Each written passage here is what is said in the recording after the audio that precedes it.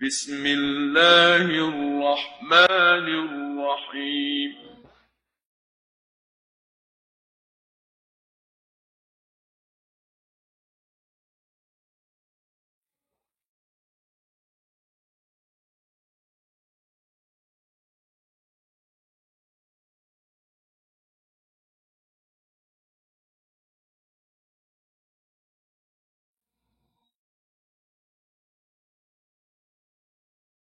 الحمد لله نحمده ونستعينه ونستغفره ونؤمن به ونتوكل عليه ونعوذ بالله من شرور أنفسنا ومن سيئات أعمالنا من يهدي الله فلا مضل له ومن يضلله فلا هادي له ونشهد أن لا إله إلا الله وحده لا شريك له ونشهد أن سيدنا ونبينا ومولانا محمدا عبده ورسوله أرسله بالحق بشيرا ونذيرا. ما بعد فقد قال الله تبارك وتعالى في القرآن العظيم والفرقان المجيد: أعوذ بالله من الشيطان الرجيم، بسم الله الرحمن الرحيم. إن الله وملائكته يصلون على النبي يا أيها الذين آمنوا صلوا عليه وسلموا تسليما. اللهم صل على سيدنا محمد وعلى آل سيدنا محمد وبارك وسلم عليه. اللهم صل على سيدنا محمد وعلى آل سيدنا محمد وبارك وسلم عليه. اللهم صل على سيدنا محمد وعلى آل سيدنا محمد التي قرنت البركة بذاته ومحياه وتعطرت الأوالم بطيب ذكره ورياه. அல்லாஹுவினுடைய மகத்தான பேரருளால் அல்லாஹு ஜல்லஷானஹு தஆலா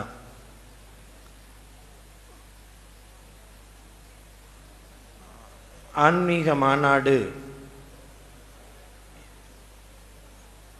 தமிழகத்தின் பல்வேறு பகுதிகளில் நடத்தப்பட்டு விழிப்புணர்வு ஏற்படுத்தப்பட்டது போல எங்களது ஆன்மீக தந்தை ஷேக்னா கிபிலாவுடைய நீண்ட நெடிய நாள் ஆசை நாகூர் ஷாகுல் ஹமீது பாதுஷா நாயகம் ரஹ்மத்துல்லாஹி அலைஹி அவர்களின் உழைத்ததன் பிரதிபலனாய் இன்றைக்கு இவ்வளவு பெரிய கரிமா சொன்ன ஒரு தலைமுறை இங்கே குக்கிராமங்கள் எல்லாம் நிரம்பி கிடக்கிற இந்த பூமியில் ஆன்மீகத்தினுடைய அவசியத்தை அவர்கள் செய்த அந்த பணியினுடைய சிற்சில துளிகளையேனும் நாமும் கொஞ்சமேனும் அதற்கான பணிவுடை செய்ய வேண்டும் என்பதாக ஷேக்னா அவர்கள் அடிக்கடி சொன்னதன் விளைவாகத்தான் இவ்வளவு பெரிய ஜனத்திரள் ஒரு பெருங்கூட்டம் இங்கே கூட்டப்பட்டிருக்கிறது. அல்ஹம்துலில்லாஹ். அல்லாஹ் ஷேக்னாவுடைய துஆ தவஜ்ஜுஹோடு பேசப்பட இருக்கின்ற அனைத்து உபன்யாசங்களின் வழியே நம்முடைய இதயங்களை அல்லாஹ் உயிர் பிரித்து அருள் புரிவானாக. எந்த நோக்கத்திற்காக இங்கே ஒன்று கூட்டப்பட்டிருக்கிறதோ அதன் நோக்கத்தை முழுமையாய் உள்வாங்கி அதை நம் வாழ்வில் கடைபிடித்து ஒழுகுவதற்கான நல்ல தௌஃபீக்கை நம் அனைவருக்கும் நிரப்பமாக வழங்கி அல்புரிவானாக. ஆமீன். ஆன்மீகம் என்றால் என்ன என்றொரு கேள்விக்கு முன்னால் ஆன்மீகங்கிறது இஸ்லாமுக்கு அப்பாற்பட்ட ஒன்றல்ல அப்படிங்கிறத புரிய வேண்டிய ஒரு சூழல் இருக்கிறது. ஆன்மீகம் என்பது ஒரு அந்நிய பொருள் அல்ல, ஷரீஅத்தினுடைய ஒரு பகுதி. வேறு வார்த்தைகளில் சொல்வதானால் அருமை நாயகம் ஸல்லல்லாஹு அலைஹி வஸல்லம் அவர்கள் முன்னிலையில் ஜிப்ரீல் அலைஹிஸ்ஸலாத்து வஸ்ஸலாம் மனித தோற்றத்தில் வந்தார்கள், 3 கேள்விகளை வினவினார்கள் என்றெல்லாம் எல்லா நபிமொழி கிரந்தங்களிலும் புகாரி, முஸ்லிம், திர்மிதி, அபூ தாவூத், நஸாயி, இப்னு மாஜா எல்லா நபிமொழி கிரந்தங்களையும் இடம்பெற்றிருக்கிற ஒரு ஹதீஸ் அடிக்கடி பயான்களில் சொல்லப்பட்டு நீங்கள் எல்லாம் கேள்விப்பட்டிருக்கலாம். ஜிப்ரீல் அலைஹிஸ்ஸலாத்து வஸ்ஸலாம் வந்து அமர்ந்தார்கள். இஸ்லாம்னா என்னன்னு கேட்டாங்க. கலிமா, தொழுக, நோன்பு, ஜகாத், ஹஜ்ஜு இது இஸ்லாம்னு சொன்னாங்க. அதற்கடுத்து ஈமான் என்றால் என்னன்னு கேட்டாங்க. அதுக்கு நபி ஸல்லல்லாஹு அலைஹி வஸல்லம் அன் துமின பில்லாஹி வ மலாயிகத்திஹி வ குதுபிஹி, அல்லாஹுவை நம்புதல், மலக்குகளை நம்புதல், வேதங்களை நம்புதல், நபிமார்களை நம்புதல், கியாமத் நாளை நம்புதல், நன்மை தீமை அனைத்தும் அல்லாஹ்வின் நாட்டப்படியே நடக்கிறது என்பதை நம்புதல், மௌத்துக்கு பின்னால் உயிர் கொடுத்து எழுப்பப்படுவோம் என்பதை நம்புதல். இதுக்கு பேர் ஈமான்னு சொன்னாங்க. மூணாவதாக ஒரு கேள்வி கேட்டாங்க, எஹசான்னா என்ன அப்படின்னு கேட்டாங்க. இதுக்கு வேறு வார்த்தையில் நான் தமிழில் டிரான்ஸ்லேட் பண்ணுறேன், ஆன்மீகம்னா என்னன்னு கேட்டாங்க ஸல்லல்லாஹு அலைஹி வஸல்லம். ஜிப்ரீல் அலைஹிஸ்ஸலாத்து வஸ்ஸலாம் அவர்களை பார்த்து, ஜிப்ரீல் அலைஹிஸ்ஸலாம் அவர்கள் ரசூலை பார்த்து கேட்ட வார்த்தை ஆன்மீகம்னா என்ன. இங்கே ஆன்மீகங்கிற வார்த்தை புதுசாக தெரியறனா நம்ம என்ன புரிஞ்சுட்டோம், அது ஏதோ புது சரக்கு போல கிடையாது. வார்த்தை தான் புதுசே தவிர அந்த வார்த்தையினுடைய கருத்து ஆரம்ப ரசூலின் காலத்தில் இருந்தது. எங்களுடைய ஆன்மீக தந்தை அடிக்கடி சொல்லுவாங்க, தசவுஃப் ஆன்மீகம் சூஃபிசம் அப்படிங்கிற வார்த்தை தான் பின்னால் வந்ததை தவிர, எப்படி புகாரி முஸ்லிம் திருமிதிங்கிற வார்த்தை ரசூல்லா காலத்தில் இல்லை, தொகுத்தவர்களின் பெயரால் நபிமொழிகள் அதற்கு பெயர் சூட்டப்பட்டதை தவிர ஆன்மீகம் என்பது அன்றைக்கே இருந்தது நபிகளின் காலத்தில். இதற்கு நிறைய ஆதாரங்களை ஷேக்னா அவர்கள் எங்களுக்கு சொல்லி தந்திருக்கிறார்கள். அப்போ மூணாவது கேள்வி கேட்டாங்க ஜிப்ரீல் அலைஹிஸ்ஸலாம், ஆன்மீகம்னா என்னன்னு கேட்டாங்க. அப்போ நபிகள் ஸல்லல்லாஹு அலைஹி வஸல்லம் ஆன்மீகம்னா என்னன்னு ரெண்டு வார்த்தையில சொன்னாங்க. என்ன சொன்னார்கள், அன்த அபுதல்லாஹ கஅன்னக தராஹு ஃபஇல்லம் தகுன் தராஹு ஃபஇன்னஹு யராக. இதாங்க ஆன்மீகம். என்ன, அல்லாஹ்வை பார்ப்பது போல நீ வணங்குவது, அடிபணிவது, அப்தாக ஆகிவிடுவது. ஃபஇல்லம் தகுன் தராஹு, அல்லாஹ்வை பார்ப்பது போல அப்படிங்கிற அந்த சப்ஜெக்ட் இருக்குது பாருங்க. அப்படி உங்களுக்கு முடியவில்லையானால், அப்படி உங்களுக்கு இயலவில்லையானால் ஃபஇன்னஹு யராக, அவன் உங்களை பார்த்துக்கிட்டு இருக்கிறான்.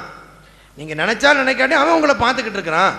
இந்த உணர்வை பெறுவது, முதல் தலைப்புக்கு பேர் முஷாஹதான்னு சொல்லுவாங்க, இரண்டாவது தலைப்புக்கு முராக்கபா. அவனை பார்ப்பது போல என்ற உணர்வை பெறுவதற்கு முஷாஹதா, இது வலிமார்களின் உயர்ந்த தரம். அவன் என்னை பார்த்து கொண்டே இருக்கிறான், கண்காணித்து கொண்டே இருக்கிறான் என்ற உணர்வை பெறுவதற்கு பேர் முராக்கபா. இந்த ரெண்டு சப்ஜெக்டுக்கு பேர் தாங்க ஆன்மீகம். என்ன குர்ஆன் ஹதீஸுக்கு அப்பாற்பட்டதா? புகாரி முஸ்லிம் போன்ற எல்லா ஹதீஸ்கள்லையும் வாசிக்கப்பட்ட செய்தி இது. ஆனால் புழக்கத்தில் நாம் தீன்தாரி என்பதற்கு இந்த ஹதீஸினுடைய கடைசி முடிவை ஷேக்னா அவங்க அடிக்கடி சொல்லுவாங்க. கடைசியா உமர் ரலியல்லாஹு அன்ஹு வந்தவங்க யாருன்னு கேட்டப்போ ஸல்லல்லாஹு அலைஹி வஸல்லம் ஒரே ஒரு வார்த்தை சொன்னாங்க, தாக்க ஜிப்ராயில் அத்தாக்கும் லியு அல்லிமக்கும் தீனக்கும்.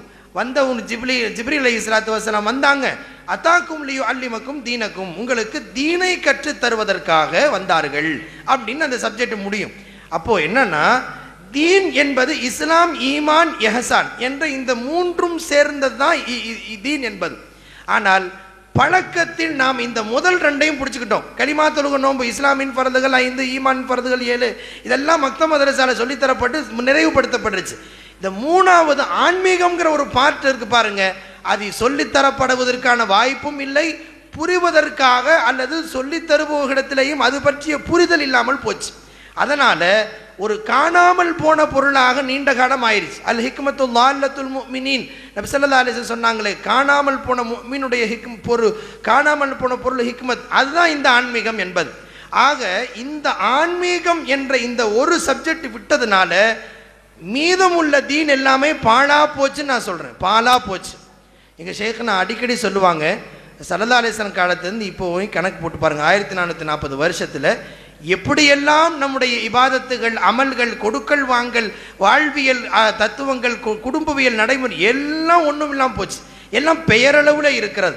பெயரளவில் ஸல்லல்லாஹு அலைஹி வஸல்லம் காலத்திற்கும் இப்போதுக்குமான ஒரு 1440 வருடத்தினுடைய இந்த இடைவெளிக்குள்ளால் எவ்வளவு பெரிய சூழ்நிலைகள் மாற்றம் ஏற்பட்டுருச்சு.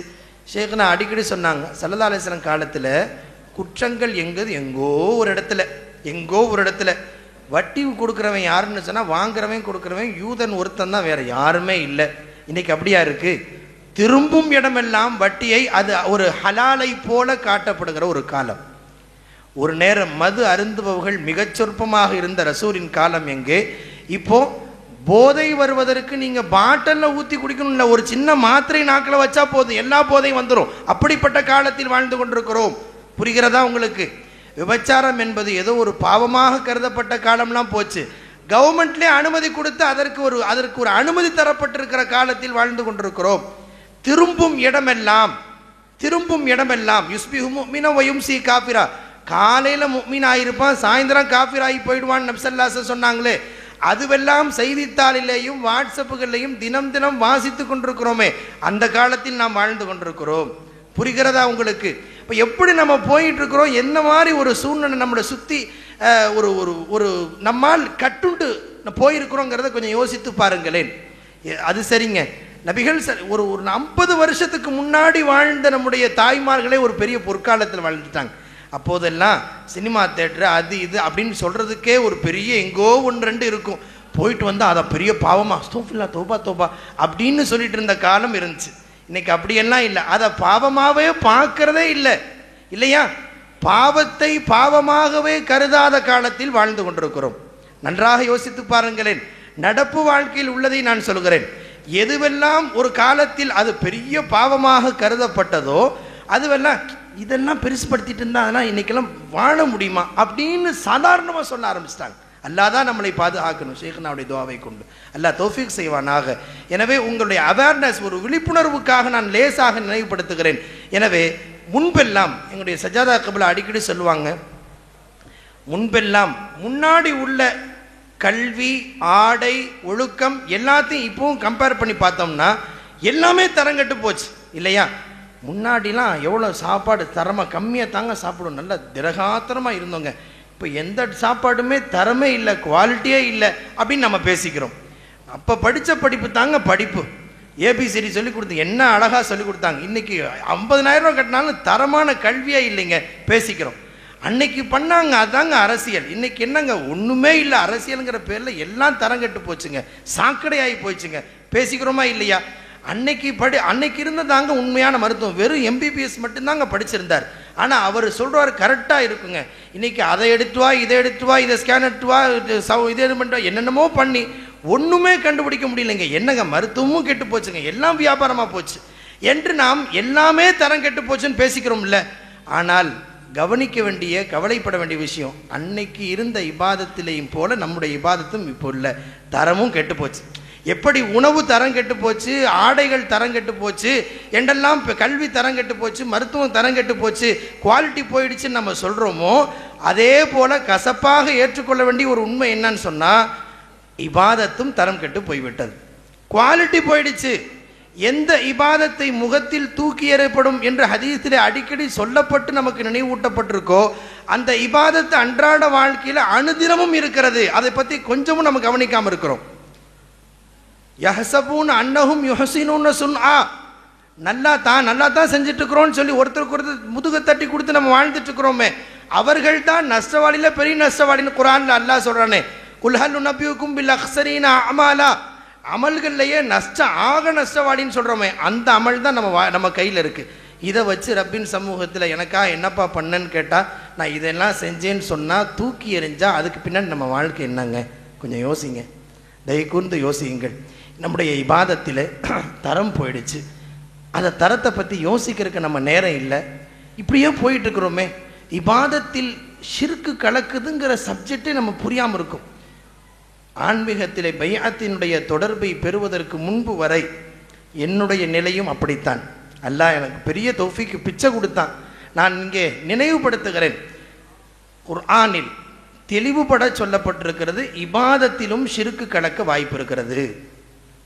சூரத்துல் கஹ்ஃபினுடைய கடைசி வசனம், மன்கான யர்ஜு லிகா ரப்பிஹி ஃபல்யஅமல் அமலன் சாலிஹா,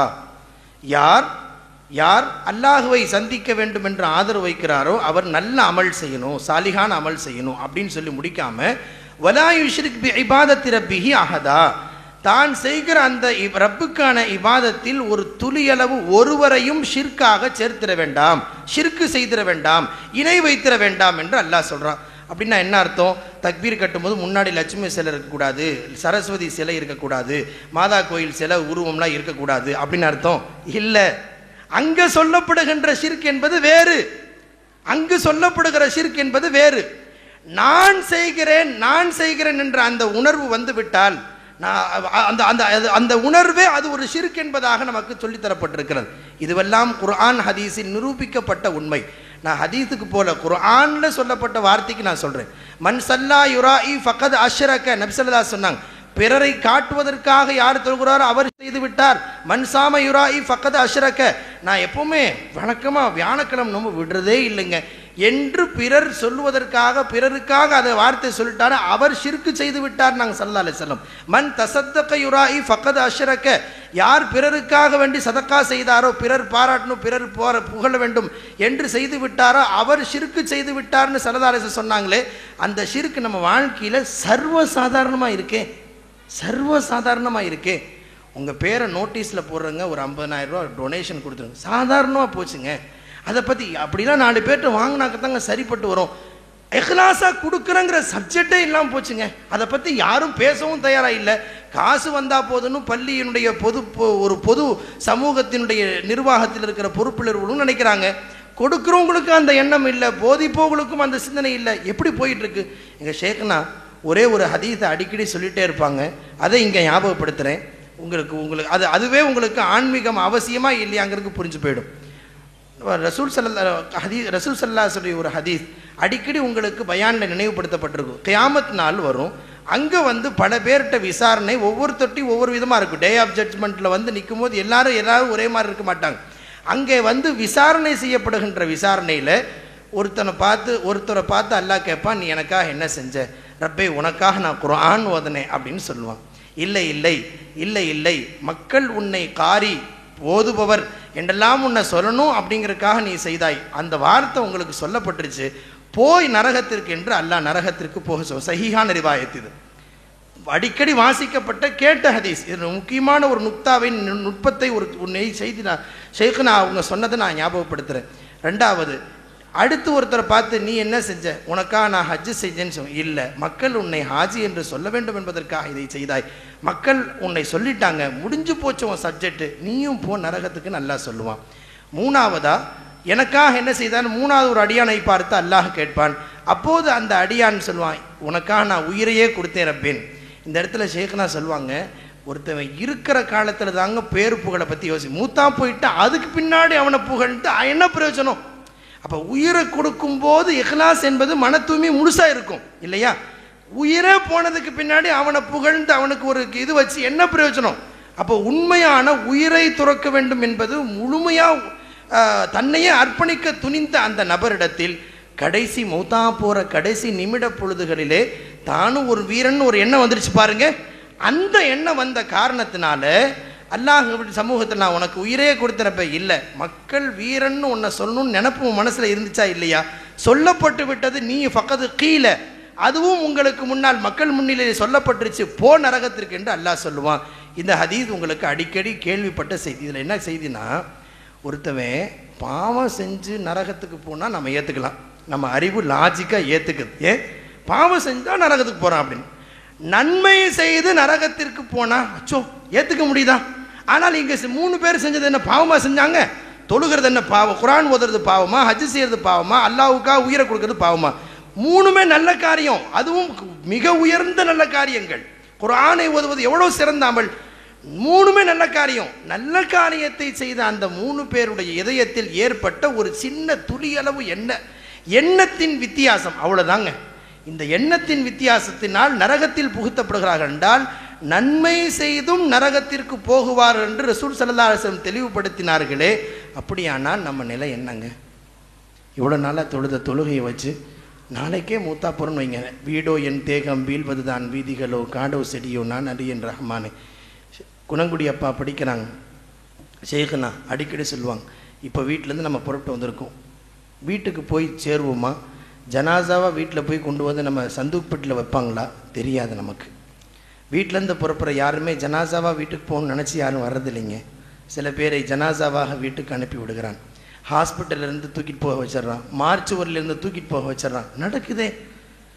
நாய்க்கிறையோ புழு பூச்சிகளுக்கு இறையோ நான் அறியேன் ரஹ்மானே. குணங்குடிப்பா படிக்கிறாங்க. நினைத்து பாருங்கள், நாளைக்கு திடீர்னு நமக்கு மூத்து இந்த ஒமாத்திரி நப்சுன் மாதா தக்சிபு கதா ஒமாத்திரி நப்சுன் பி ஐயாரதின் தமூத், எந்த நாளைக்கு என்ன சம்பாதிப்போம், நாளைக்கு என்ன கிடைக்க போகுது, எந்த இடத்துல நம்ம மூத்தாகும் ஒன்றுமே தெரியாது. அப்படி வாழ்ந்து கொண்டிருக்கிற இன்றைய தெளிவுபடுத்தப்பட்ட இதுவெல்லாம் நம்பி வாழ்ந்து கொண்டிருக்கிற நமக்கு யோசித்து பாருங்கள், திடீர்னு ரப்பின் சமூகத்தில் போய் நிறுத்தப்பட வேண்டிய சூழல் வந்தால் என்னாகும்? யோசியுங்கள். அப்போ இவ்வளவு நாளாக செஞ்ச நல்லாமல் நான் நல்லா தான் செஞ்சுட்டு இருக்கேன், நமக்கு நாமே தட்டி கொடுத்து வாழ்ந்துட்டு இருக்கிறோமே, திடீரென்று ரப்பின் சமூகத்தில் நிறுத்தப்படும் போது இதுக்கு என்ன பதில்? எதை நம்ம பெருசாக நினச்சிட்டு இருக்கோமோ அந்த அமலே இவ்வளோ இதாக போச்சே. கொஞ்சம் அதை பற்றி நாம் இதை பற்றி யோசித்தோமா, இல்லை அதை பற்றி பரிமாறி இருக்கிறோமா, இதற்கு தீர்வு என்னன்னாவது நம்ம யோசித்தோமா? கொஞ்சம் உங்களுடைய இதயத்தில் நினைவில் நிறுத்துங்கள். எனவே நல்லா செஞ்சிட்ருக்கிறோம் அப்படின்னு நம்மளை நாமளே நினச்சிக்கிட்டு இருக்கும்போது திடீர்னு ரப்பின் சமூகத்தில் வந்து ஒன்றுமே இல்லைன்னா, ஒரு சூரத்து பனி இஸ்ராயலில் ஒரு வசனம், இக்ரா கிதாபக் கஃபா பினப்சிகல் யௌம அலைக ஹசீபா. நாளை மறுமை நாளில் வந்து அல்லாஹு ஜல்லஷானஹு தஆலா அந்தந்த அடியார்கள் கையில் அமல்களுக்கான பதிவிட ஆமல் நாம கொடுத்து உன் புத்தகத்தை நீயே படிச்சுப்பார். இக்ரா கிதாப கஃபா பினப்சிகல் யௌம அலைக ஹசீபா என்று அல்லாஹ் சொல்லுவான். கணக்கு வழக்கு பார்க்கறதுக்கு இதுவே போதும்னு சொல்லி அல்லாஹ் சொல்லுவான். இந்த ஆயத்துக்கு தப்சீர் மஆரிஃபுல் குர்ஆனில் எழுதியிருக்கிறாங்க. ஒரு அடியான் அப்படியே வாட்சி பார்ப்பான்னா, வாட்சி பார்த்து நான் இதெல்லாம் செஞ்சனே, இதில் லிஸ்ட்லேயே இல்லையே அப்படின்னு கேட்பான். இதெல்லாம் நான் செஞ்சனே, அது லிஸ்ட்லேயே இல்லையேன்னு கேட்பான். அப்போ அல்லாஹு ஜல்லஷானஹு தஆலா அதற்கு பதில் கூறுவான் என்று அந்த தப்சீரில் தெளிவுபட சொல்லப்பட்டிருக்கிற தப்சீரை மதுஹைனுடைய ஆதாரத்தோடு எழுதப்பட்டிருக்கு. என்ன போட்டிருக்குன்னா, நீ இந்தந்த காரியத்தை துன்யாவில் செஞ்சல, இந்த மாதிரிலாம் நினைச்சல, அதுக்கு இது எல்லாத்தையும் நான் அழிச்சு விட்டேன்னு நல்லா சொல்லுவான். இப்படி ஒரு கால் ஏற்பட்டு விட்டால் என்ன செய்வோம்? பப்ளிக் எக்ஸாம் நடந்துட்டு இருக்குங்க இப்போ ஸ்டூடெண்ட்டுக்கு எல்லாத்துக்கும். +2க்கு ரொம்ப வேகமாக படிச்சுட்டு இருக்கிறாங்க. ஒரு ஸ்டூடெண்ட்டு +1லையும் ஃபுல்லாக நல்லா படித்து நல்ல மார்க்கு ஸ்கோர் பண்ணி, +2 நல்ல மார்க்கு ஸ்கோர் பண்ணி அவன் மெனக்கெட்டு உட்காந்து படித்து அவன் இந்த நாளைக்கு எக்ஸாமுங்க, அவன் வந்து வருஷம் பூரா நடத்த எல்லா எக்ஸாம்லேயும் முக்கியமான சப்ஜெக்ட்லாம் கொஸ்டின் எடுத்து எல்லாத்தையுமே ஹிண்ட் எடுத்து எக்ஸாமுக்கு 1 மணி நேரத்துக்கு முன்னே அந்த நோட்டை எடுத்து திருப்பி பார்த்தா எல்லாம் ஆன்சர் எழுதிடலாம். 100க்கு 100 வாங்கிடலாம். என்னம்மா 100க்கு 100 வாங்கிடலாம். ஸ்டேட் ஃபஸ்ட்டு அவன் தான் வர முடியும். அப்படி நல்லா படிச்சிருக்கான்னு வைங்க. அந்த நோட்டுடைய கடைசி ஹிண்ட் எடுத்து வாசிச்சானா முடிஞ்சு போச்சு. அப்படி நல்லா படிச்சிருக்கிறான். அந்த நோட்டை மட்டும் பார்த்தா போதும்.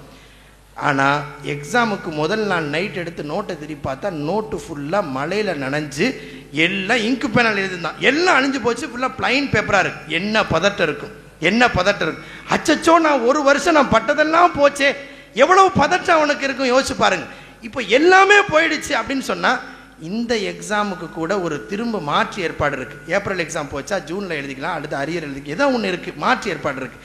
இப்படி செஞ்சுட்டேன், நல்லா தான் செஞ்சேன், நல்லா தான் 5 நேரம் தொழுதுட்டேனே, நோம்பு ரம்ஜான் மாதத்தை நோம்பு கரெக்டாக தான் வச்சுட்டேன், வருஷம் ஜக்காத்து கரெக்டாக கணக்கு பார்த்து கொடுத்துட்டேனே, ஹஜ்ஜு தான் நம்ம கணக்கு முடிஞ்சு போச்சு, எல்லாம் செஞ்சுட்டு தான் நமக்கு நாமே தட்டி கொடுத்து வாழ்ந்துட்டு ரப்பின் சமூகத்தில் வந்து நிற்கும் போது இக்ரா கிதாபக், உன் புத்தகத்தை நீயே வாங்கி படி அப்படின்னு சொல்லி அல்லாஹ் கொடுத்து வாசிக்கும் போது இல்லைன்னா என்ன செய்யறது? திரும்ப வர முடியாது. அப்படியானால் இதற்கு என்ன தீர்வு? அப்படி நன்மைகள் அளிக்கப்பட வாய்ப்பு இருக்கா? குர்ஆன் சொல்லுகிறது, ஹதீஸ் சொல்லுகிறது, அப்படி வாய்ப்பு இருக்கு. ஒரு உதாரணம் பாருங்க. ஒரு 2 நண்பர்கள், 2 சகோதரர்கள் ஒன்றா வளர்ந்தாங்க. 5 நேரம் கரெக்டாக தொழுகிறாங்க. தொழுகையில் ஒரு நாள் குறை வைக்கல, தஹஜ்ஜத் உட்பட தொழுகிறாங்க, அழுகிறாங்க, தொழுகிறாங்க. 2 பேரும் ஒன்றா காலேஜில் படித்தாங்க, ஒன்றா ஜாபு கிடச்சிச்சு, நல்லா சம்பாதிச்சாங்க. ஆனால் ஒருத்தருக்கு அடிக்கடி செலவு வருது, அவரால் மிடில் கிளாஸ்லேயே இருக்கிறார். இன்னொருத்தர் அங்கங்கே சேமித்து கொடுத்து திடீர்னு நிலத்தை வாங்கினார், வீடு கட்டினார், ஒருத்தர் செட்டில் ஆகிட்டார், ஒருத்தவர் கீழேயே இருக்கிறார். இப்போது நல்லா தொழுகிறாங்க, முதல் சஃபல் நின்று தொழுகிறவங்க, கரெக்டாக ஜக்காத்து கொடுக்குறவங்க, நோன்பு வைக்கிறவங்க, குர்ஆன் ரம்ஜான் மாதம் சரியாக ஓதுவாங்க, எல்லாம் சரிதான். ஆனால் எல்லா அமல்கள்லையும் சரியாக 40 வருஷம் ஒன்றா வாழ்ந்துட்டாங்க. ஆனால் இவர் வளர்ந்ததை பார்த்து இவருக்கு ஒரு பொறாமை வருகிறது. நானும் நல்லத்தானே தொழுதுட்டு இருக்கேன், ஏன் இப்படி இவன் மட்டும் வளர்ந்துட்டே போகிறான் அப்படின்னு அவனை பார்க்கும் போதெல்லாம் பொறாமை வருது. இவனை பார்க்கும் போதெல்லாம் பொறாமை வருகிறது. ஆனால் அமல்களில் ஒரு துளியளவும் குறையில்லை என்று சொன்னால் ரசூலுல்லாஹி ஸல்லல்லாஹு அலைஹி வஸல்லம் சொல்கிறார்கள், இன்னல் ஹஸத யஅகுலுல் ஹஸனாதி கமா தஅகுலுன் நாரு அல் ஹதப. அரபு கல்லூரி மாணவர்கள், கண்ணியத்திற்குரிய உலமா பெருமக்கள் எல்லாம் நிறைஞ்சிருக்கிற சபை. அந்த வார்த்தைக்கு அர்த்தம் இந்த இன்னொருத்தருடைய வளர்ச்சி, இன்னொருத்தருடைய ப்ரமோஷன், இன்னொருத்தருடைய பொறுப்பு வகித்தல், இதையெல்லாம் பார்த்து இவருக்கு ஒரு பொறாமை வருது பாருங்க. இது அல்லாஹ் கொடுத்த பிச்சையா பார்க்காம வளர்ந்து இப்படி பார்க்கிறாரு பாருங்க. இந்த உணர்வு இவர் செய்த நன்மைகள் அனைத்தையுமே சாப்பிட்ரும், அழிச்சிரும். எப்படி அழிச்சிருங்கிறதுக்கு ஒரு உதாரணம் சொன்னாங்க ஸல்லல்லாஹு அலைஹி வஸல்லம். இங்க பாருங்க, இவ்வளோ பெரிய மண்டபம் நிறையா விறகா அடக்கி வச்சிருக்காங்கன்னு வைங்க. விறகு இந்த ஏற்காட்டில் காட்டு தீ படித்து கிட்டத்தட்ட பல்லாயிரக்கணக்கான டன் மரங்கள் சுத்தமாக எரிஞ்சு போச்சு. அதுபோல் இவ்வளோ பெரிய மண்டபம் ஃபுல்லாக விறகு வச்சுருக்குறாங்க. அதுதான் ஒரு பெரிய சொத்து, கோடிக்கணக்கான சொத்துன்னு வைங்க. எல்லாமே சந்தன மரம்னு வச்சுக்கோங்க, சந்தனக்கட்டையாக அடுக்கி வச்சுருக்காங்க ஒரு உதாரணத்திற்கு. அப்படி இவ்வளோ அடுக்கி வச்சு எல்லாம் சரியாக இருக்குது. திடீர்னு யதார்த்தமாக நைட்டு படுக்கும்போது கவனிக்காமல் விட்டோம், ஒரு சின்ன தீப்பொறி கரண்ட்லேருந்து பாஸ் ஆகிடுச்சு, எல்லாம் எரிஞ்சு போச்சு. காலையில் வந்து பார்த்தா எல்லாம் சாம்பலாக இருக்குன்னா எவ்வளோ வருத்தம் இருக்கும் மனசில், எவ்வளோ வருத்தம் இருக்கும். ரசூல் ஸல்லல்லாஹு அலைஹி வஸல்லம் இந்த உதாரணத்தை சொல்கிறாங்க, எப்படி நெருப்பு விறகையெல்லாம் அழித்து சாப்பிடுகிறதோ அதுபோல் உங்கள் நன்மைகளை எல்லாம் நீங்கள் அடுத்தவருடைய வளர்ச்சியை கண்டு சின்ன பொறாமல் வந்துட்டாலும், அது சின்ன பொறாமல் பெரிய பொறாமல் இல்லை, வளர்ச்சியை கண்டு அல்லது ஒருவருக்கு அல்லாஹ் கொடுத்த நியாமத்தை கண்டு எப்படி அவர்கள் பொறாமைப்படுகிறார்களோ நன்மைகள் எல்லாம் அழிஞ்சு போயிடும், அழிச்சிரும்னு சொன்னாங்களே. இது நம்ம வாழ்க்கையில் இருக்குதா இல்லையா? இதுதாங்க ஷரியத்து. அது பொறாமப்படக்கூடாது, அது தப்புங்கிறது தெரியும். அதுக்கு தீர்வு என்ன, சொல்யூஷன் என்ன, அதை பற்றி யோசிச்சோமா? அந்த தீர்வை தேடித்தாங்க ஆன்மீகம். அதற்கு தீர்வு சொல்கிற ஒரு இடம்தான் அந்த மருத்துவமனை தான் ஆன்மீகம். இது ஒரு நோய், ஃபீ குலூபிஹி மரதுன் ஃபஸாதஹுமுல்லாஹு மரல்லா அல்லாஹ் சொல்கிறான். இப்போ அந்த நோய்க்கு தீர்வு என்ன? எங்கள் ஷேக்குனா, நாங்கள் ஆரம்பத்தில் எல்லோரையும் போல் நானும் ஆன்மீகங்கிறது ரொம்ப கஷ்டமான ஒரு பொருளாக நான் நினச்சிருந்தேன். நான் என்ன நினச்சிருந்தேன்னா, ஆன்மீகங்கிறது என்னென்னா எப்போவுமே பள்ளிவாசல்லே உட்காந்துருக்கணும், பெரிய முடி விட்டுருக்கணும், பெரிய தாடி விட்டுருக்கணும், முழங்காலுக்கில் பெரிய ஜிப்பா போட்டு பள்ளிவாசல்லே உட்காந்துருக்கணும், அவங்க சாப்பாடு தண்ணி தூக்கத்தை பற்றிலாம் யோசிக்கக்கூடாது, மனைவி ஃபிக்கர்லாம் இருக்கக்கூடாது.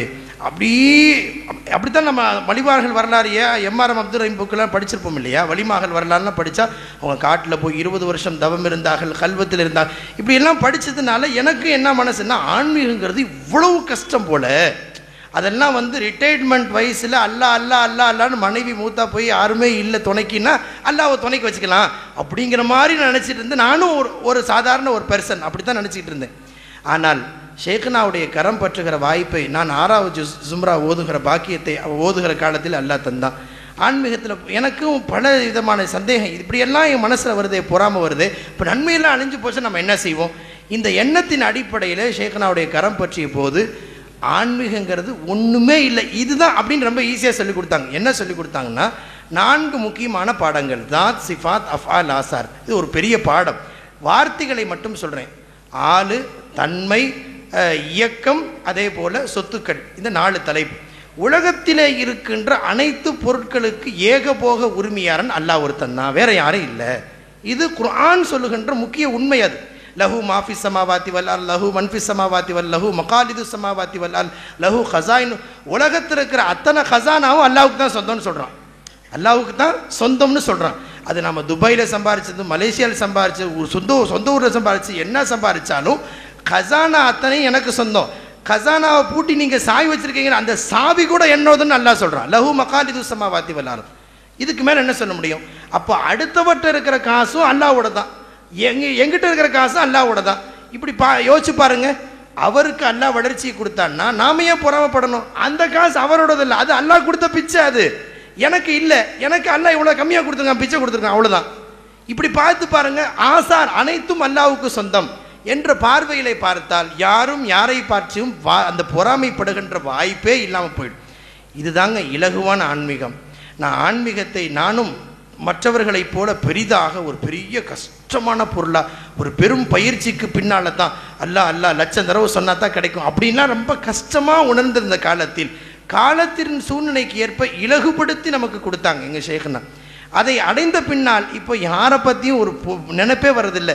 புறப்பட்டு சேலத்திலிருந்து நான் இங்கே வர்ற வரைக்கும் காணும் பொருள்லாம், இந்த கடை அது அல்லாவுக்கு சொந்தம், அந்த கார் போச்சு, ஏட்டு சூப்பராக கார் இருக்குது, அந்த அல்லாவுக்கு தான் சொந்தம். ஆடி கார் போச்சு 50 லட்சம், போய் பெரிய பணக்கார, அவனும் அல்லாவுக்கு தான் சொந்தம், அந்த காரம் அல்லாவுக்கு தான் சொந்தம். வல்லாஹுல் கனியும் வான்துமுல் ஃபுக்கரா. அல்லாஹ் பணக்காரன், நீங்கள் எல்லாரும் பிச்சைக்காரன், பச்சையாக அல்லாஹ் சொல்கிறான். இந்த வார்த்தைக்கு என்ன அர்த்தம்? அப்போ இந்த வார்த்தை இந்த பொருளை பார்க்க ஆரம்பிச்சுட்டு ஒன்றுமே தெரியாமல் போச்சு. இதுதான் ஆன்மீகம். ஆன்மீகத்தை கடினமாக புரிந்திருந்தது போய் ஷரியத்தை பின்பற்றுவதற்கு அடிப்படை துணைக்கோள் என்பது தரீகத் ஆன்மீகம் என்பது. இப்படி இலகுவாக எங்களுக்கு விளக்கி கொடுத்தாங்க. அதன் பிறகு அதனுடைய இன்பத்தை நான் வாயில சொல்ல முடியல, அவ்வளவு பெரிய இலகுவாக நாங்கள் பெற்றோம். எனவே சொல்ல வருகிற முக்கியமான செய்தி, ஷரீஅத்தில் எத்தனையோ ஓட்ட உடசல்களை சரி செய்யறதுக்கு தரீகா என்கிற ஆன்மீக பலம் என்பது மிக மிக அவசியம். அதுவும் இன்றைக்கு பாவம் நிறைந்திருக்கிற இன்றைய சூழ்நிலையில் எந்த வினாடி பொழுது நம்முடைய ஈமானுக்கும் ஆமால்களுக்கும் பெரும் பாதிப்பு ஏற்படும் என்பது சொல்ல முடியாத இன்றைய கால சூழ்நிலையிலே தயை கூர்ந்து உங்களுடைய மனசை நெஞ்சத்தொட்டு யோசிச்சு பாருங்க. நம்முடைய இபாதத்துகள் மிகச்சரியாகத்தான் நடந்து கொண்டிருக்கிறது என்று சொல்வதற்கு என்ன உத்தரவாதம் இருக்குது? இந்த வினாடி ரப்பின் சமூகத்தில் போய் நாம் சமர்ப்பிக்கப்பட்டால் எப்படி நாம் சந்திப்போம் என்று நம்மளே யோசிச்சு பாருங்களேன். அல்லாஹ் பார்க்கிறான் என்ற உணர்வு நமக்கு வந்துச்சா? அல்ல அல்லாவை பார்க்கிறோம் என்ற உணர்வாவது வந்துச்சா?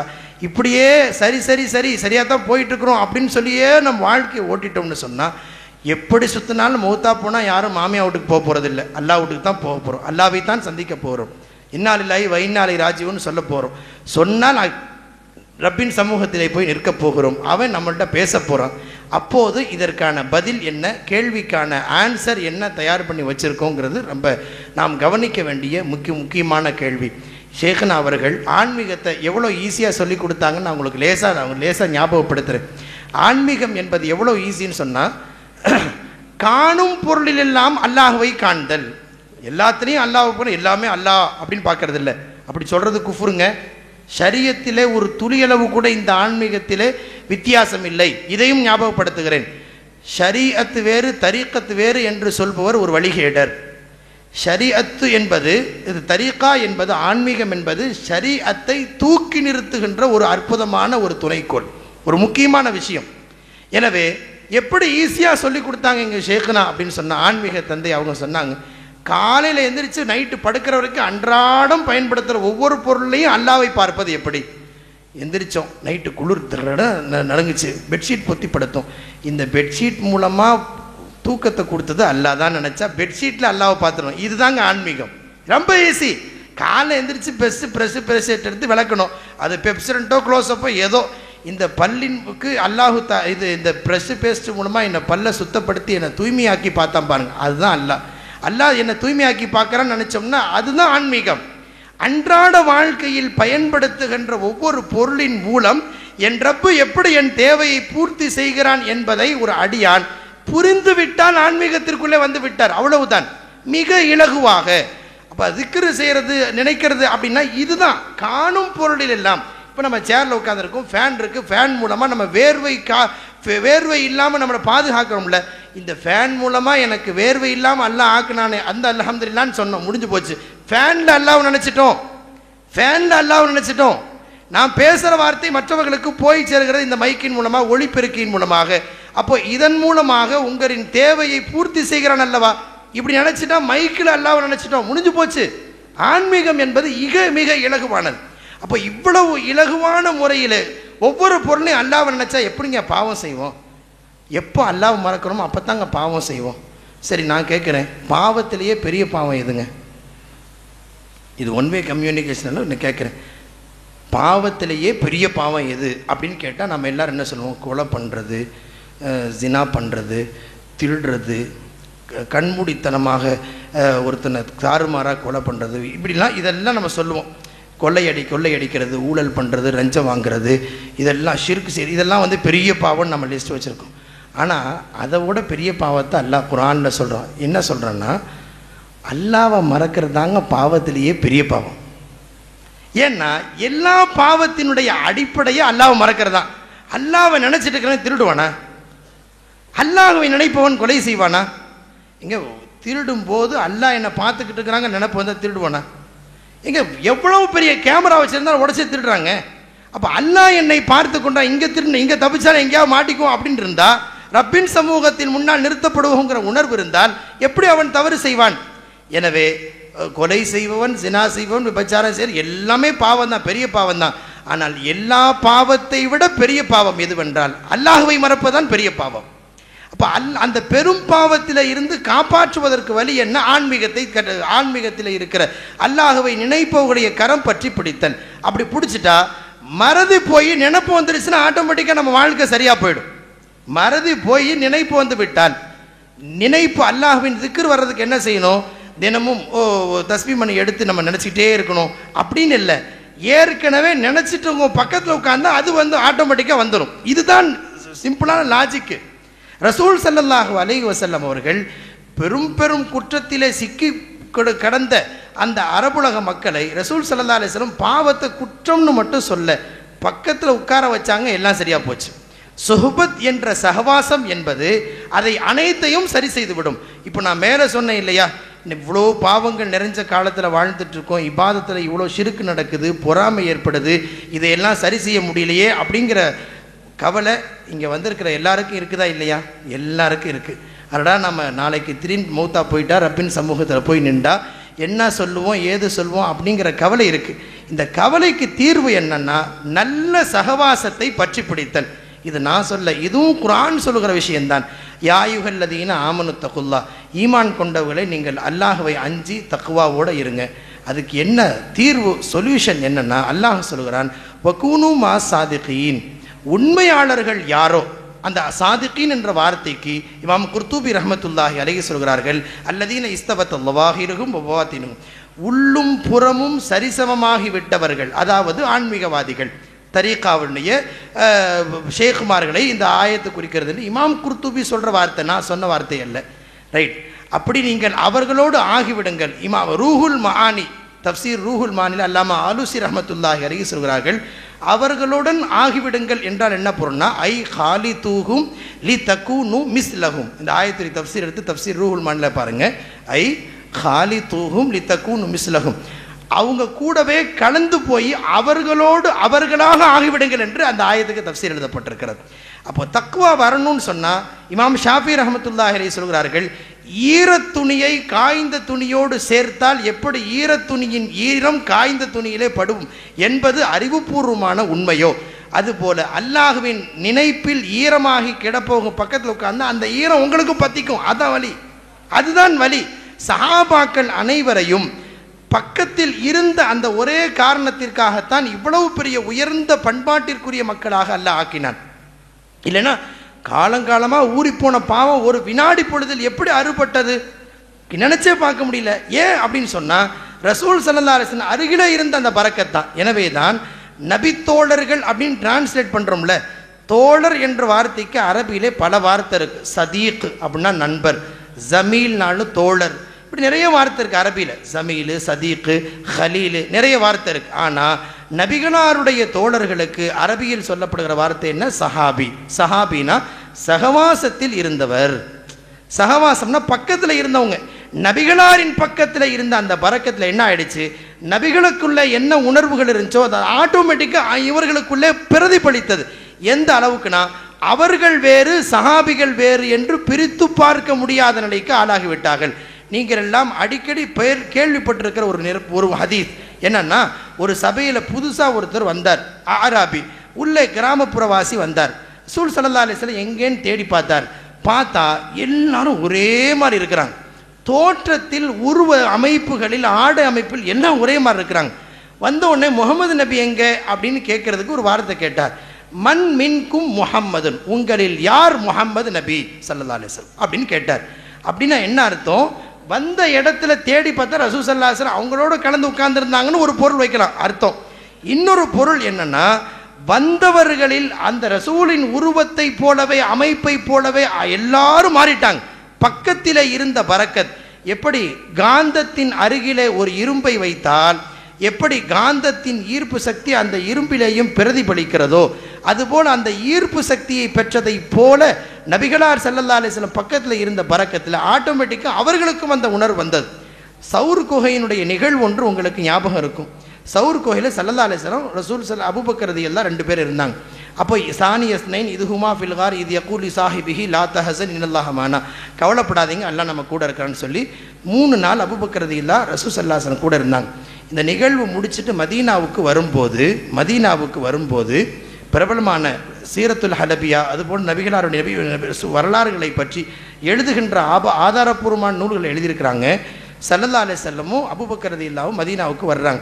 72 பேருக்கும் மேற்பட்ட சஹாபிகள் எல்லாம் அந்த இடத்திலே குழுமி இருக்கிறார்கள். அத்தனை பேரும் வரவேற்க வந்தப்போ யார் ரசூல்லான்னு யாருக்குமே தெரியல. அபூபக்கர் ரலியல்லாஹு ரசூல்லான்னு முடிவு பண்ணிட்டாங்க. பார்க்கறதுக்கு ஒரே உருவம், ஒரே தோற்றம், ஒரே மாதிரி, வித்தியாசமே தெரியல. அபூபக்கர் ரலியல்லாஹுடைய கையில் எல்லாரும் முசாவா பண்ண ஆரம்பித்தாங்க. எல்லாரும் முசாவா பண்ணி முடிச்சு அபூபக்கர் ரலியல்லாஹுக்கு சந்தேகம், ரசூலுல்லாஹ் அவங்கன்னு மறந்து எங்கிட்ட நம்ம உருவத்தில் ஏதோ மாற்றம் ஏற்பட்டிருக்கு போல புரிஞ்சுக்கிட்டாங்க. அபூபக்கர் ரலியல்லாஹு சொல்லவே இல்லை. எல்லாம் முசாபஹா பண்ணி முடிச்சதுக்கு பின்னால நான் ரசூல்லா இல்லை, பக்கத்தில் இருக்கிற இவங்க தான் ரசூலுல்லாங்கிறத காட்டுறதுக்காக அபூபக்கர் ரலியல்லாஹு தான் வச்சிருந்த மேலாடையை எடுத்து நிழல் பிடிப்பதை போல பிடிச்சாங்க. ரிவாயத்து வருது. இப்படி பிடிச்ச உடனே அப்போ தான் புரிஞ்சிச்சு இவங்க தான் ரசூலுல்லாவா. அப்போ இவங்க அப்போ உருவத்தில் ஒன்று போயிடுச்சு. என்ன 3 நாள் பக்கத்தில் சவுர் கோயில் ரசூல்லா கூட உட்கார்ந்த பரக்கத். சகவாசம் எவ்வளவு பெரிய மாற்றத்தை உண்டாக்கும். அல்லாமா இப்னு ஹஜர் அஸ்கலானி புகாரிக்கு பிரபலமான விரிவுரை ஃபதுஹுல் பாரி எழுதி தந்த அந்த மாமேதை அவங்க சொல்றாங்க, அபூபக்கர் ரலியல்லாஹு எதுக்கு தலைக்கு மேலே பிடிக்கணும்? ரசூலுல்லாவுக்கு தான் ஏகமே மேகம் நிழல் பிடிக்குதா இல்லையா? மேகம் குடை பிடிக்கிறது அப்படின்னா ரசூலுல்லாவுக்கு துண்டை பிடிக்கணும் அவசியமே இல்லை, வெயில் படாது. அப்படியானால் எதற்கு பிடித்தார்கள்? நான் ரசூல்லா இல்லை, பக்கத்தில் இருக்கிற அவங்க தான் ரசூல்லான்னு பார்க்கணுங்கிறது தான், புரிய வைக்கிறதுக்காக. அப்போ 3 நாள் சகவாசத்தில் இவ்வளவு பெரிய மனமாற்றம் உண்டாகிறது. உருவாகிறது என்ற உள்ள மாற்றம் உருவாகாத என்ன? அந்த சகவாசத்திற்கு மறுபெயர் தான் பைஅத். பைஅத் என்பது ஒரு உடன்படிக்கை. நான் என்ன இவ்வளவு பெரிய இந்த 21ஆம் நூற்றாண்டு ஏற்பட்டிருக்க இவ்வளவு பெரிய நெருக்கடிக்கு மத்தியில் அல்லாஹ்வை மறந்து வாழ நான் தயாராக இல்லை. அதுக்காக அல்லாஹ்வை நினைக்கிற உங்களோட நான் ஒரு சகவாசம், ஒரு கனெக்டிவிட்டி, ஒரு உடன்படிக்கை நான் செஞ்சுக்கிறேன். என்னை, என்னுடைய உடலை, என் உள்ளத்தை, என்னுடைய ஆன்மாவை, ஜிஸ்மு கல்பு ரூ, உடல் உள்ளம் ஆன்மா, இந்த 3ஐயும் நான் உங்கள்கிட்ட ஒப்படைக்கிறேன். என்னை சீர்திருத்துவதற்கு நீங்கள் பொறுப்பேற்றுக்கணும். அந்த உடன்படிக்கைக்கு மறுபெயர் தான் பைஅத் என்பது. எதற்காக பையத்தாகிறோம்? ஷரீஅத்தை முறையாக பின்பற்றுவதற்காக பையத்தாகிறோம். இந்த பையத் என்பது ரசூலுல்லாஹ் காலத்தில் இருந்துச்சுன்னு குர்ஆன் சொல்லுது. பயாத்து ரசூலுல்லாஹி ஸல்லல்லாஹு அலைஹி வஸல்லம் அலா இகாமி ஸலா வ ஈதாஇ ஸக்கா வ நுஸ்ஹி லிகுல்லி முஸ்லிம். முஸ்லிம் ஷரீஃப் ஹதீஸ். ஜாபிர் ரலியல்லாஹு ஒரு சஹாபி ரசூல் ஸல்லல்லாஹு அலைஹி வஸல்லம் பையத்தானாங்க. என்ன இந்த ஏற்கனவே கலிமா சொல்லி பையத்தர் ஒரு முறை இருக்குது. பைஅத்துன் அல் இஸ்லாம், பைஅத்துன் அலா இகாமத்தில் இஸ்லாம், பைஅத்துன் அலா இகாமத் அர்கான் இஸ்லாம். ஒரு நீண்ட விளக்கம் சுருக்கமாக சொல்கிறேன். தன்னை தர்பியா செய்து கொள்வதற்கு, நப்சு ஷைத்தானுடைய தீங்குகளில் இருந்து பாதுகாத்து அல்லாஹ்வின் நெருக்கத்தை பெறுவதற்கு ஒரு பைஅத் இருக்கிறது. அந்த பைஅத்தை சஹாபாக்கள் அத்தனை பேரும் நபிகளாரிடத்திலே அதிகபட்சமாக பெற்றிருந்தார்கள். அந்த தொடர்பு, அந்த பைஅத்தின் தொடர்பு தான் ரசூலுல்லாஹ்வுடைய காலத்திலிருந்து அடுத்து அலி ரலியல்லாஹ், அதன் பிறகு ஹசன் பஸ்ரி ரலியல்லாஹ், அதன் பிறகு ஹபீப் அஜமி ரலியல்லாஹ், இப்படி ஒவ்வொருத்தவங்களுடைய வழித்தோண்டலா ஷேக்னா அவங்க 39வது வழித்தொடல் சங்கிலி தொடரில் இப்போது உங்களுக்காக ஆன்மீக தொடர்பை ஏற்படுத்தி தருகின்ற அந்த ஒரு பெரும் பாக்கியத்திற்காக இங்கே வந்திருக்கிறார்கள். அல்லாஹு தாலா இந்த நியத்தை கபூல் செய்வானாக, இந்த நோக்கத்தை கபூல் செய்வானாக. சுருக்கமாக ஒரே ஒரு வார்த்தை சொல்கிறேன். இவ்வளவு பெரிய விஷயம் எல்லாம் இருக்குங்கிறத நான் உங்களுக்கு ஓப்பனாக சொல்லிட்டேன். இப்போது அந்த இவ்வளோ பிரச்சனைக்கு மத்தியில் நான் ரப்பை எப்படி சந்திப்பணுங்கிற கவலை நம்ம வாழ்க்கையில் இருக்குது. அதுக்கு தீர்வு என்ன அப்படின்னு சொன்னால் அதுக்கு தாங்க தீர்வு பேர் தாங்க பைஅத்தின் பேர். அந்த பைஅத் என்பது ஏதோ பெரிய கஷ்டமான காரியம்லாம் இல்லை. 5 நேரம் கரெக்டாக தொழுதுருங்க, ஜக்காத்து கடமையான ஜக்காத்து கொடுங்க, ஹஜ்ஜுக்குன்னா ஹஜ்ஜு அப்படின்னு உடன்படிக்கை செய்யும். அந்த உடன்படிக்கைக்காக நீங்கள் ஒரு பெரிய மகானிடத்தில் நீங்கள் உடன்படிக்கை செய்ய போகிறீங்க. அதன் பிறகு அவர்கள் துஆ செய்ய துவங்குவார்கள். இதய மாற்றம் என்பது உருவாகும். அத்தோடு மட்டுமல்லாமல் அந்த தொடர்புகள் எப்படி ரசூலின் தொடர்பு என்பது சஹாபாக்களை தன்னை போலவே அப்படி மாற்றியதோ அப்படி போல மாற்றுவதற்கான ஒரு அம்சம்தான் ஆன்மீகம், தரீகா. இப்போ இது அவசியமா இல்லையா என்பதை நீங்கள் தான் முடிவு செய்யணும். அது ஃபர்லு ஐன் என்றெல்லாம் முன்னால் வாழ்ந்த முன்னோர்கள் எல்லாம் சொல்லிட்டு போயிட்டாங்க. உலமாக்கள் எல்லாம் நிறைஞ்சிருக்கிறாங்க. குர்ஆன் ஹதீஸினுடைய தொடர்புடனே காலங்காலமாக வாழ்ந்த அபு ஹனீஃபா ரஹ்மத்துல்லாஹ் போன்றவர்கள் எல்லாம் இந்த சுஹவாசம் என்பது அவசியம் என்பதை புரிந்து ஒரு மகானுடைய பக்கத்தில் உட்கார்ந்துட்டாங்க. இந்த உம்மத்தில் குர்ஆன் ஹதீஸை வைத்து சட்டங்களை தொகுத்து தந்த மாமேதை அபு ஹனீஃபா ரஹ்மத்துல்லாஹ் ஃபிக்ஹ் முதல்ல தொகுத்துனாங்களே, நிறைய உலமாக்கள் இருக்கிறாங்க. நான் ஞாபகப்படுத்துகிறேன். மொத்தம் குர்ஆன் ஹதீஸ் இந்த ரெண்டையும் வச்சு ஃபிக்ஹ் சட்டத்தை மொத்தம் எது தொகுத்துனாங்க தெரியுங்களா? அல் ஹைராத்துல் ஹிசான் ஃபி சீரத்தின் நுஅமான், அந்த நூல் அபு ஹனீஃபா ரஹ்மத்துல்லாஹுடைய வரலாறு எழுதப்படுகிறது. அதில் முக்கியமான ஒரு செய்தி என்னென்னா, அபு ஹனீஃபா ரஹ்மத்துல்லாஹ் தொகுத்து தந்த மொத்த மசாயில்களின் எண்ணிக்கை 2,80,000 மசாயில். 2,80,000 மசாயில். வியாபாரத்தில் இருந்தாங்க, மசாயில் இருந்தாங்க, எத்தனையும். இவ்வளவு காலங்காலமாக குர்ஆன் ஹதீஸ்லேயே தொடர்பில் இருந்த அவங்களுக்கு எதுக்கு ஒரு ஷேக்கு தேவைப்பட்டாங்க? ஏன் ஜாஃபர் சாதிக் ரலியல்லாஹு ஒரு தொடர்பில் போய் உட்கார்ந்து அந்த 2 வருஷம் மட்டும் நான் இல்லைன்னு ஆச்சோ இந்த நொமானே அழிஞ்சு போயிருப்பான் அப்படின்னு சொல்லி அவங்க சொன்னதா துருல் முக்தார் கித்தாபில் வருது. ஷைபானுர் ராயினுடைய தொடர்பை இமாம் ஷாஃபிஈ பெறுகிறார். 7 வயசில் குர்ஆன் மனப்படமாக்கி, 10 வயசில் முஅத்தா மாலிக் ஹதீஸ் நூலை மனப்படமாக்கி, 11 வயசில் மதீனாவுலேயே ரொம்ப ஜூனியர் ஜட்ஜி யாருன்னா, சின்ன வயசில் மதீனாவின் நீதிபதியாக அமர்ந்தவர் யாருன்னா இமாம் ஷாஃபி. அவ்வளவு பெரிய அறிவு ஞானம் பெற்றவர்கள். ஆனால் அவங்க கூட ஒரு ஆடு மேய்க்கிற ஷைபானுர் ராயி ரஹ்மத்துல்லாஹி அலைஹி அவங்க பக்கத்தில் அவங்க சகவாசத்தை அவ்வளவு இறுக்கமாக பிடிச்சிக்கிட்டாங்க. ஏன் அப்படிலாம் கேட்கணும்? காலம் பூரா குர்ஆன் ஹதீஸ் தான் நாங்கள் படிக்கிறோம். அப்படி இருக்கிற அவர்களுக்கு ஏன் தேவைப்பட்டது? ஏனென்றால் சஹாபாக்கள் எல்லாம் ரசூல் ஸல்லல்லாஹு அலைஹி வஸல்லம் சகவாசத்தின் மூலம்தான் தங்களை மாற்றிக்கொள்ள முடிந்தது என்பது அவர்களின் வரலாறு சொல்கிற உண்மை. அதுபோலத்தான் இமாம் மாலிக் ரஹ்மத்துல்லாஹி, ஜாஃபர் சாதிக் ரலியல்லாஹு அப்படி தொடர்பு இருந்தாங்க. அஹமது பின் ஹம்பல் ரஹ்மத்துல்லாஹி அலைஹி அவர்கள் ஹாரிஸ் முஹாசபி ரஹ்மத்துல்லாஹுடைய தொடர்பிலேயும் பிஷர் ஹாஃபி ரஹ்மத்துல்லாஹுடைய தொடர்பில் இருந்தார்கள். எத்தனை அதுக்கு மதுஹபுடைய இமாம்கள் மட்டுமல்ல, நிறைய அதற்கு பின்னால் வந்து நம்ம படிக்கிற அன்றாட நிசாமியா பாடத்திட்டத்தில் படிக்கிற எத்தனை முசன்னிஃபீன்கள் எல்லோரும் ஒரு பெரியவர்களுடைய சகவாசத்தை பற்றி பிடித்திருந்தார்கள். அவங்களுக்கெல்லாம் தெரியாத நம்ம காலல்லா கால ரசூலுல்லாஹ் தானே சொல்கிறோம். அப்படி இருக்க இப்படி என்ன தேவை வந்துச்சு என்ற கேள்வி அவங்களுக்குள்ள எழல. கட்டாயம் தேவை என்பதை தெளிவாக புரிந்திருந்தார்கள், கரெக்டாக பிடிச்சிக்கிட்டாங்க. அந்த பைஅத் என்பதும் ஆன்மீகம் என்பதும் சகவாசம் என்பதும் அவசியம் என்பதை புரிந்து கொண்டார்கள். அப்படி இருக்க ஹதீஸை படிச்சுட்டு ஹதீஸ்லேயே ஊறிப்போன அவங்களுக்கே அந்த சகவாசம் தேவைன்னு சொன்னால், அன்றாட துபைக்கும் மலேசியாவுக்கும் போயிட்டு வர நமக்கெல்லாம் தேவையா இல்லை? யோசிச்சு பாருங்க. அல்லாஹுடைய தவக்குலை விட்டு நம்ம எவ்வளோ தூரமாக இருக்கோம் யோசிச்சு பாருங்க. அன்றாட வாழ்க்கையில் இறுதியாக ஒரு வார்த்தை சொல்கிறேன், அல்லாஹ் பிடிங்கம்மா, அல்லாஹ் பிடிச்சிக்குங்கம்மா, அல்லாஹ் கெட்டியாக பிடிச்சிக்குமா என்று ஷேக்னா சொல்லுவாங்க. கெட்டியாக பிடிக்கணும்னா ஆன்மீகம் அவசியங்க. எல்லாரையும் போல் நம்ம எல்லாரும் நிறைய பேர் பயணம் போகிறவங்க தான். துபைக்கு போனால் மலேசியாவுக்கு போனால் சீக்கிரம் செட்டில்மெண்ட் ஆகிடலாம், சீக்கிரம் ஒரு வீடை கட்டிடலாம், எல்லாருமே நினைக்கிறோமா இல்லையா? இப்படி ஒருத்தர் வந்து ஷேக்னாட்டை வந்து சொன்னாங்க. உடனே சர்க்கார் சொன்ன ஒரே ஒரு வார்த்தை, துபையில் இருக்கிற அதே அல்லாஹ் தாம்மா இந்தியாவிலையும் இருக்கிறான். துபையில் பணக்கார அல்லாவும் இந்தியாவில் ஏழை அல்லாவும் இல்லாமா, ஒரே அல்லாஹ் தான் அங்கே இருக்கிறான். அங்கே இருக்கிற அல்லாஹ் தான் இங்கே இருக்கிறான். அங்கே கொடுக்குற அதே அல்லாஹ் இங்கேயும் கொடுப்பான். அல்லாவை பிடிச்சிக்க கண்டிப்பாக கொடுப்போம். கடைசி வரை அல்லாவை பிடிச்சி வாழணும். அதை போதிக்கிற தவக்குள் நம்மள்கிட்ட போச்சே, இதை பிடிச்சா கிடைச்சா அதை பிடிச்சா, இப்படியே நம்ம வாழ்ந்த வாழ்க்கையை நம்பிக்கையே இழந்து போயிட்டோமே. ஷேக்னா தவக்குளுடைய ஒரே ஒரு வார்த்தை ஆன்மீக மாநாட்டில் சொன்னாங்க. ஷேக்னாவுடைய மகளார் அவங்களுக்கு நிக்காஹ் ஆகிற தருணம், நிக்காஹுக்கு 2 நாள் தான் இருக்குது, நிக்காஹுக்கு 2 நாள் தான் இருக்குது.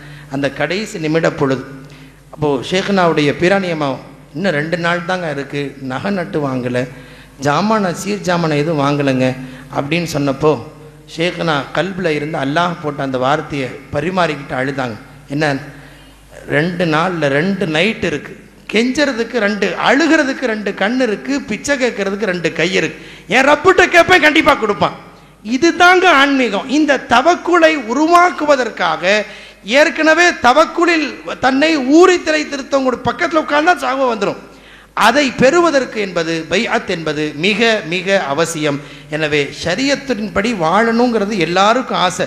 இது ஹலால் இது ஹராம்ங்கிறது நமக்கு தெரியாமல் இல்லை. பொய் பேசுறது ஹராம் தெரியாதா, புறம் பேசுறது ஹராம்னு தெரியாதா? ஆனால் விட முடியலையே. எதெல்லாம் பாவம் நமக்கு போதிக்கப்பட்டிருக்கோ எல்லாமே தெரியுங்க நமக்கு, ஆனால் விட முடியல. விட முடியாமலே வாழ்ந்துட முடியாதே. கண்டிப்பாக நம்ம பாவத்துக்கு செஞ்சுட்டா அதுக்கு பதில் சொல்லி ஆகணுமே. அதுக்கு என்ன வழி? அந்த பாவத்தில் போய் சிக்காமல் இருக்கிறதுக்கு, அல்லாஹ்வை மறக்காமல் இருக்கிறதுக்கு ஒரு தீர்வு இருக்குது. அந்த தீர்வுக்கு மறுபெயர் தான் ஆன்மீகம், பைஅத், முரீது வாங்கிறது அப்படின்லாம் ஒவ்வொரு ஊர்லேயும் ஒவ்வொரு வார்த்தைகள் சொல்லித்தரப்படும். எனவே அதை நிறைவாக பெறுவதற்காக நீங்கள் சொன்ன வார்த்தைகள் எல்லாம் உங்கள் மனசில் வச்சு, நீங்கள் உங்கள் மனசில் வச்சு உங்கள் மனசோடு நீங்கள் பேசி பாருங்கள், முடிவு பண்ணுங்கள். பைஅத்து முரீது வாங்கிறது ஆன்மீகம் என்பது அவசியமா இல்லையான்னு முடிவு பண்ணிவிட்டு அந்த ஷேக்னாவுடைய சகவாசத்தை பெற நீங்கள் முயற்சியுங்கள். அல்லாஹு ஜல்லஷானஹு தஆலா எதை அல்லாஹ் பேச வைத்தானோ, எதை கேட்க வைத்தானோ அதை இதயங்களில் நிரப்பமாக பதிவு செய்து அது குறித்த பரிசீலனையை வெளிப்படுத்தி நல்ல தீர்வையும் அல்லாஹ் நம்முடைய வெளிப்படுத்தி அருள் புரிவானாக. வாஹிர் தாவான் அல்ஹம்துலில்லாஹி ரப்பில் ஆலமீன்.